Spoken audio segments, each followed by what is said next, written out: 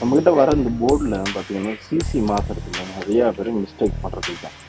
ஏன்னா இந்த பிரிண்டிங் இல்லாமல் சரி அதை மாற்ற தெரியாமல் அசிங்கப்படுத்தி கொண்டு வருவாங்க. போர்ட்லேயே அந்த பிரிண்டிங்கே போயிடும். ரொம்ப ஈஸி, சிம்பிளாக மாற்றலாம். அது கஸ்டமர் கரெக்டாக வரவங்க நம்மக்கிட்ட வரணும். அது போகிற மாத்திரவங்க தெரியாமல் ரொம்ப ஓவர ஹீட் பண்ணி போர்டு மெல்ட் ஆகிறது. ஒரு ஹவாயின்ட்ட சிசி மாற்றுறது எவ்வளோ சிம்பிளாக மாற்றணும்.